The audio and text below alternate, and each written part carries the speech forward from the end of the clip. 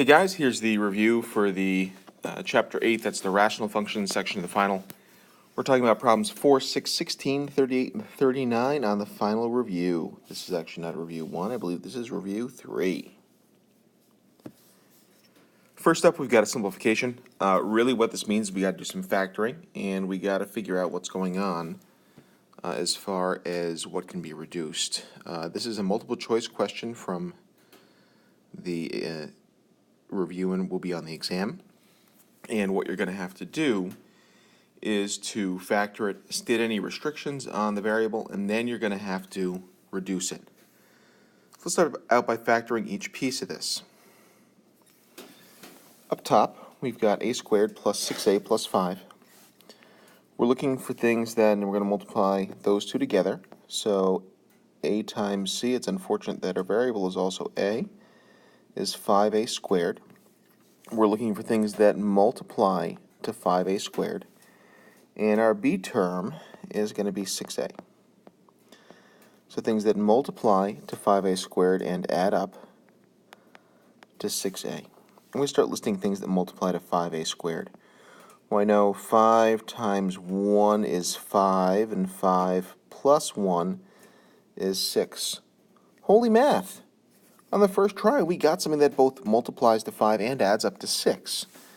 What this means, we can write a squared plus 6a plus 5, and instead of 6a, we're going to write this as 5a plus 1a.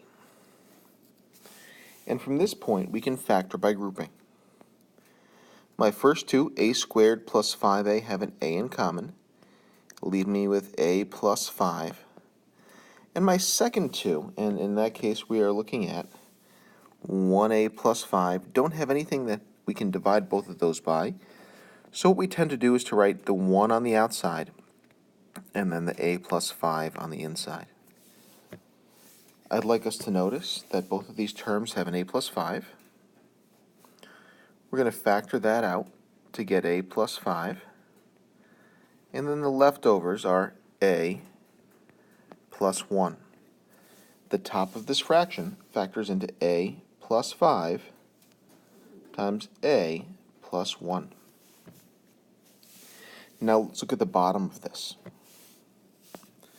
So you've got a squared plus 13a plus 40. I'm going to multiply my a and c, and I get 40a squared, things that multiply to 40. And we've got to add up to 13a. So 13a, and I'm going to add to that. Okay, I'm just going to start by listing factors. So 1 times 40 is 40, but 1 plus 40 is not 13. 2 times 20 is 40. 2 plus 20 is 22, but that's not 13. 3 times, well, 3 doesn't go into 40. Okay, so let's go to 4. 4 times 10 is 40, and 4 plus 10 is 14. Oh man, that's so close to 13. 5 times 8 is 40, and 5 plus 8 is 13. By golly, I think we got it. So again, I'm just going to factor this now, and I'm going to rewrite my middle piece, that 13a. So we've got a squared plus 5a plus 8a plus 40, and in this, the first two have an a in common, so we get a plus 5, and the second two have an 8 in common, and we get a plus 5 if I take an a out, or if I take an 8 out, rather. Enunciation would be helpful there. I can finish factoring this to get a plus 5, that's what's in both parentheses, and my leftovers are a plus 8. That's the bottom of our fraction.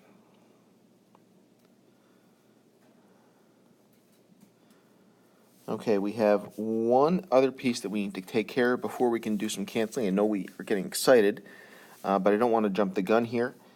We need to make sure that nothing makes the denominator equal to 0.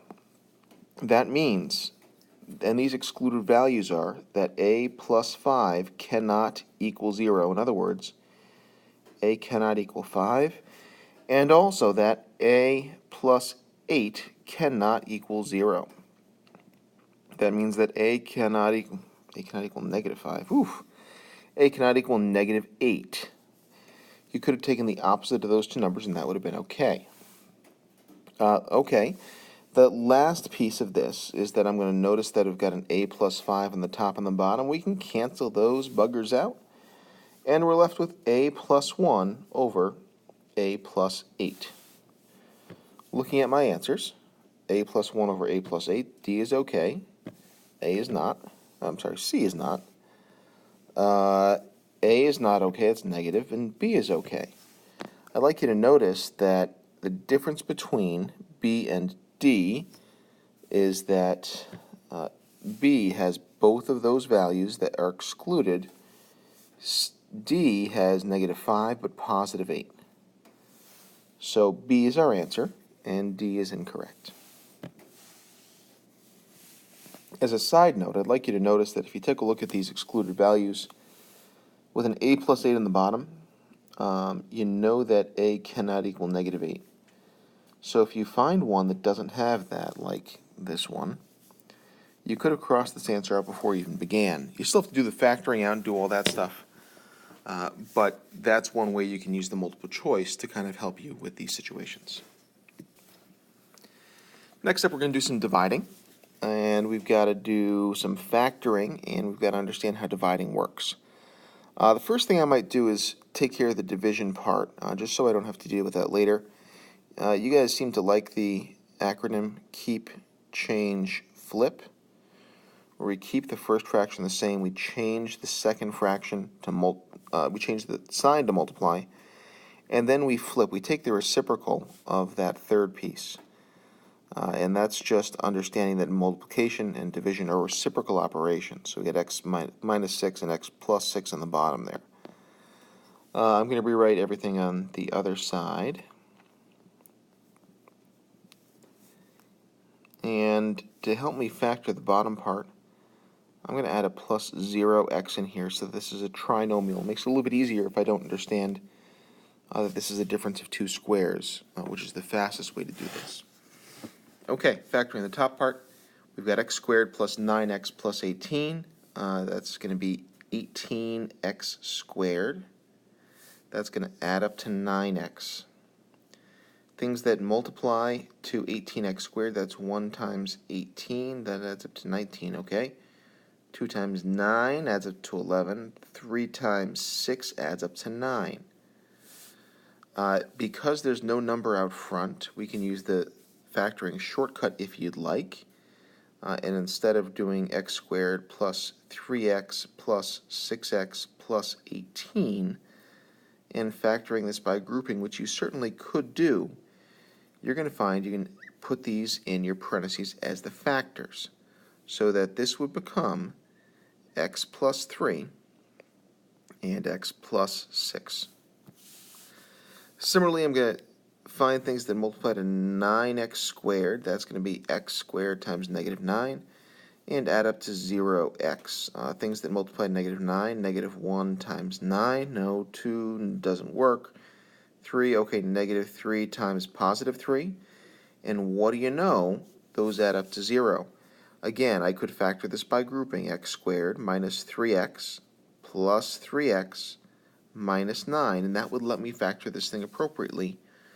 Because there's no a term, it's just a 1, I can use the shortcut and factor this into x minus 3 and x plus 3. This is called the difference of two squares. We're subtracting two perfect square numbers and we get that factoring pattern. I don't know why I wrote an equals, that should be a multiply. We get x minus 6 and x plus 6. I'm going to look to see what can cancel out here. It looks to me like I've got an x plus 3 that I can cancel. We've got an x plus 6 that I can cancel. And on top, I'm left with x minus 6. And on the bottom, I'm left with an x minus 3. Looking at my answers, that happens to be the one that is literally right in front of me. Answer choice C. For whatever number this is, we are again, trying to simplify some things. Here we don't have anything to factor. We're just multiplying two fractions that have variables involved. I tend to like breaking this up by numbers and then each letter separately. So I might rearrange this. And since everything's being multiplied, we can rearrange them however we'd like. So I would say this is going to be 2 over 7 times 9 over 10. I'm going to do the k's next. So k over 1, that's k to the 4th, times 1 over k squared. Then we got some j's, I don't know why I put equals, times, we've got j to the 6th over 1 on top, and we've got 1 over j to the 3 on the bottom. You don't need to include these ones. You could have written this as k to the 4th over k squared and k to the 6th over k, I don't know why I changed that to k, j to the 6th over j to the 3rd. And when I multiply the numbers, we multiply across. 2 times 9 is 18. 7 times 10 is 70. Okay, let's go a little bit further. We can reduce 18 over 70 is going to be 9 over 35. I might take a minute to go cross out anything that doesn't work anymore. Unfortunately, that's only D. I may take a look at my k's next. K to the 4th over k squared. That's going to be k to the 4 minus 2, which is k squared. Let's see if I have any that have a k squared.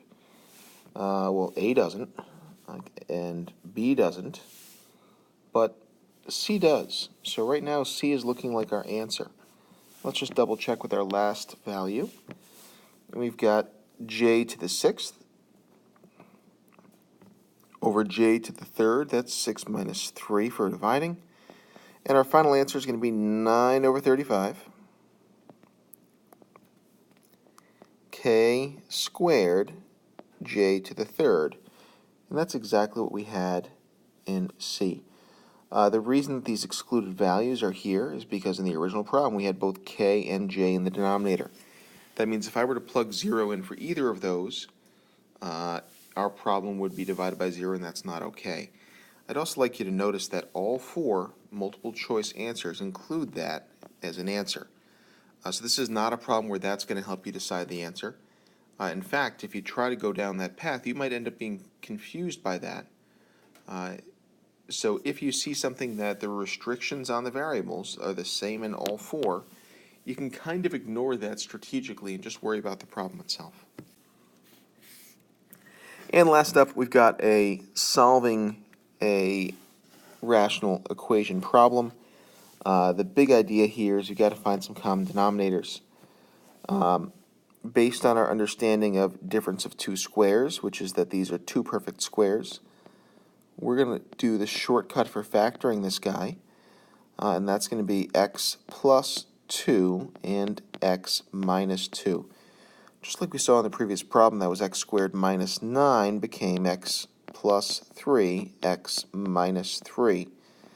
And that shortcut comes from the square root of 4 is 2. That's where those numbers came from. So that we don't get any further confusion in this problem, I am now going to erase that piece in order to move forward. Okay. So I'm going to rewrite this with that factored form. I'm going to, ooh, that's really large text. I'm going to undo that. I'm going to make my pen smaller. There we go. So we got 2x over x minus 2 is equal to 1. I'm going to put my factored form here. X plus 2 and x minus 2.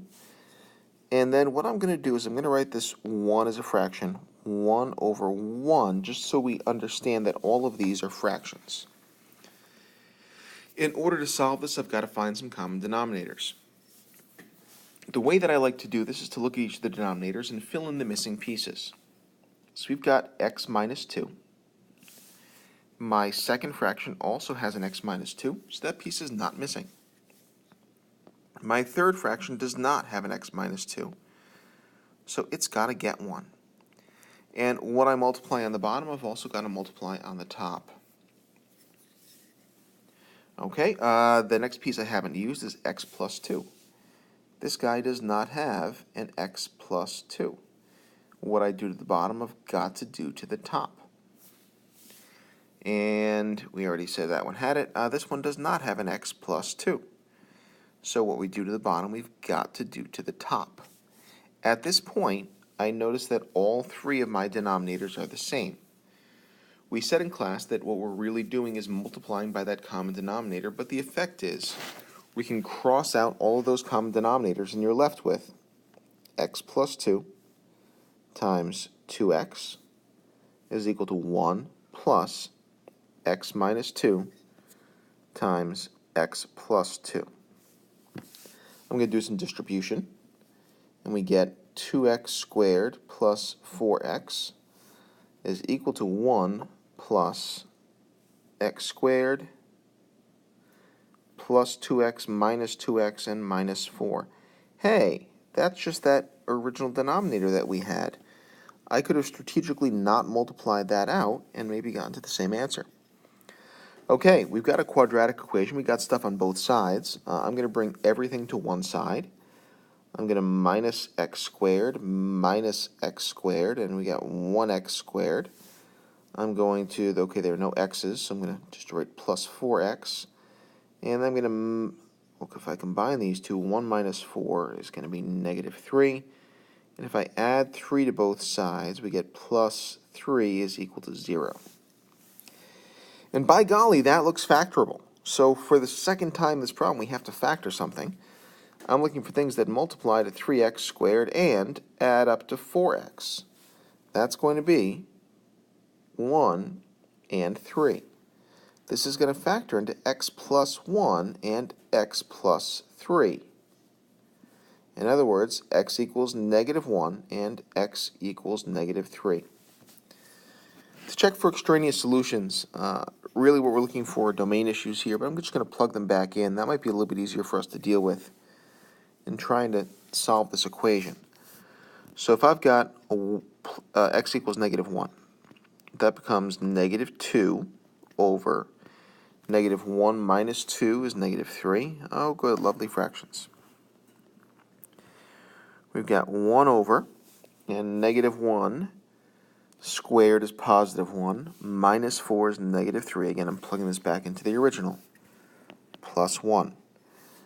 Negative 2 over negative 3 is 2/3. Those go positive. Negative 1/3 plus 1 is going to be, well, it's 3 over 3. So that'd be 2 over 3, and both sides match up. Negative 1 is okay. I'm now going to check negative 3. 2 times negative 3 is negative 6. Negative 3 minus 2 is going to be negative 5. And on the other side, we've got 1 over, and negative 3 squared is going to be positive 9. Minus 4 is 5. And that's going to be plus 1. I'm going to write that as 5 over 5, so I can add those fractions together. That's 6/5, and if I've got negative 6 over negative 5, that's positive 6/5. That one works too. Both of these answers work. As far as grading, you get points all along the way. This is going to be worth, I think, 4 points on the exam. You're probably going to get 1 point for factoring. You're probably going to get 1 point for common denominators, 1 point for canceling, and half a point for the answer, half a point for checking for extraneous solutions. Next up, we've got a rational function that you're being asked to talk about graphing. And there are a couple differences here. If you're in the honors class, you got to worry about domain and range. If you're in the CP class, we're not as concerned about the domain and range. We are very concerned, however, with the x-intercept and the y-intercept. For the domain and range, we're actually going to come back to this after we do the vertical and horizontal asymptote. So let's look at the other part of this first. For the x-intercept, what we're saying is that the whole thing is equal to 0. So 3x plus 2 over x plus 2. And instead of y, instead of f of x, I'm going to write 0. When I multiply the denominator to both sides, 0 times anything is equal to 0, and we're left with 3x plus 2 is equal to 0. Solving for x, we get 3x is equal to negative 2, and x is equal to negative 2/3. That is my x-intercept. For the y-intercept, we're going to plug in 0 for x, so we get 0 plus 2 over 0 plus 2, which is 1. The y-intercept is going to be y is equal to 1. The vertical asymptote everybody needs to know how to do, and in looking at that, we know that that is whatever happens when the denominator is equal to 0. So if x plus 2 is equal to 0, that asymptote happens at x equals negative 2. I mentioned we'd be coming back to domain and range later. We know this graph looks something like this. I don't know if that's the way it goes, but we've got a vertical asymptote and a horizontal asymptote. The domain for this graph is every number except for that asymptote. So it's all real numbers, but x cannot equal negative 2. Another way to write this would be negative infinity to negative 2 in union with negative 2 to infinity. Similarly, the range for this graph is going to be based on the asymptote as well. So we've got to find the horizontal asymptote. We had a longer way to do this by plugging in really large numbers. So I could rewrite this as 3 times, I don't know, 1,000,000. That's 100,000, that's per million. Plus 2 over 1,000,000. That's 1, 2, 3, 4, 5. Plus 2. Well, that equals 3,000,000 and 2 over 1,000,000 and 2, which to me looks a heck of a lot like just 3 over 1 with a lot of zeros after it. In fact, it is. And the horizontal asymptote would be 3 over 1, or just 3. Another way for us to think about this is if I take a look at the coefficients and ignore the lower degree pieces, 3x over 1x is just 3. You get the same number two different ways. And similarly to the domain, the range is going to be every number except y cannot equal 3, because that's an asymptote that we're not going to cross. This is a simple function. It's not one of the crazy ones that hit multiple places.